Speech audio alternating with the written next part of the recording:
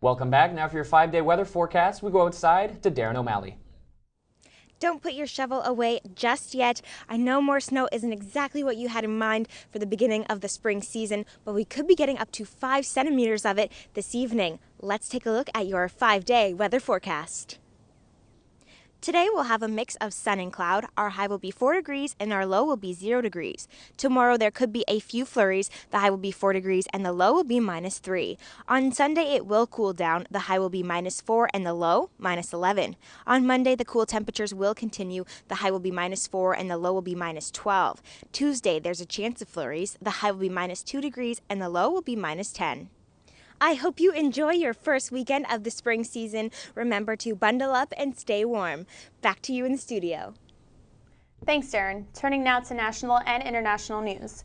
2 Canadians are among 9 killed in a Taliban attack on a luxury hotel in Afghanistan last night. 4 men with pistols stuffed in their socks stormed the Serena Hotel in Kabul, said to be one of the most secure buildings in the area. All the gunmen were reportedly killed by Afghan troops. This just hours after the Taliban killed 11 in an assault on a police station in Jalalabad. Taliban members have kept their vow to use violence in order to disrupt the upcoming presidential election on April 5th. Russian lawmakers have finalized the annexation of Ukraine's Crimea region this morning. At the same time, Ukrainian Prime Minister Arseniy Yatsenyuk struck a deal with the European Union in Brussels. Yatsenyuk signed the political elements of a trade pact signifying Europe's solidarity with the rest of Ukraine. This is the same deal that former President Viktor Yanukovych rejected last November. Russia's move to annex Crimea follows a contested weekend referendum in the Black Sea Peninsula in favor of closer ties with Russia. 2 children have died and 30 others were sickened in a mass poisoning at a kindergarten in China's Yunnan province. Investigators say the toxic substance was a powerful rat poison, but do not yet know how the substance was ingested. Food served at the school has been tested and found to be safe. The particular type of poison was outlawed years ago but is still in circulation. State broadcaster CCTV says that the school began accepting students last year despite not being fully licensed, reportedly a common problem in the province. Back in Canada, the Supreme Court will not be getting a new member, and it's considered a huge blow to Prime Minister Stephen Harper. Semi-retired Federal Court of Appeal Judge Mark Nadon was appointed by Harper to the Supreme Court in September. However, a Toronto lawyer argued Nadon is not fully qualified as he comes from a federal and not a provincial court. In a 6-1 decision today, the Supreme Court judges voted Nadon's appointment was voided retroactively and he was deemed ineligible for the job. This is the first time in history the court has been asked to judge the qualifications of a member. Manitoba and Saskatchewan are considering banning Russian alcohol from government-run liquor stores. The recent events in Crimea have led Manitoba's Tory MLA Ron Schuler to propose the ban in the province's legislature.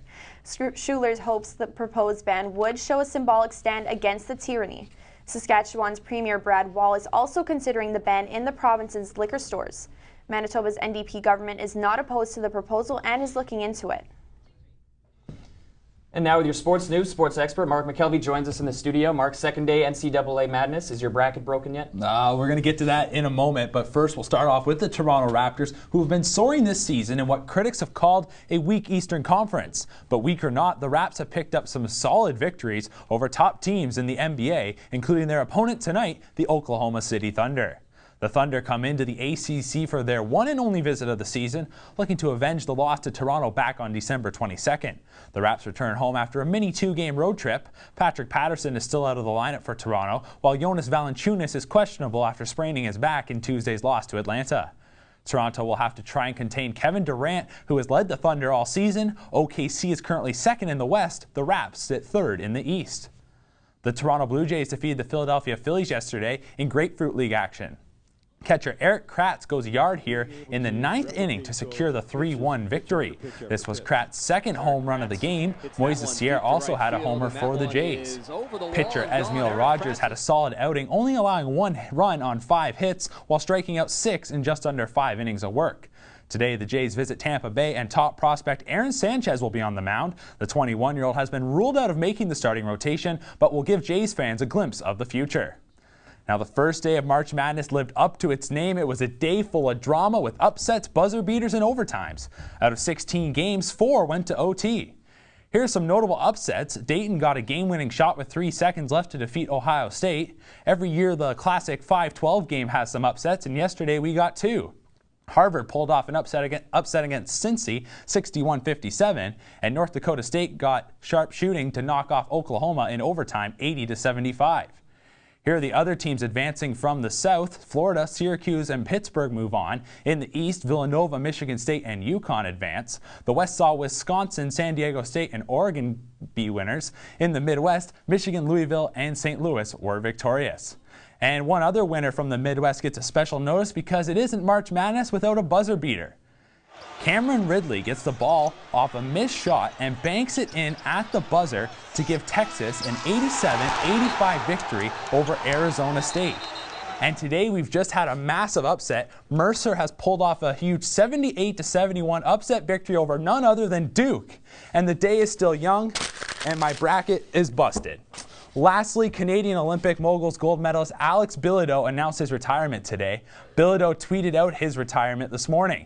He was the first Canadian to win gold on home soil in Vancouver and just recently won the gold again in Sochi. A great Olympian, and we'll definitely miss him. And what a career it's been. Thank you, Mark.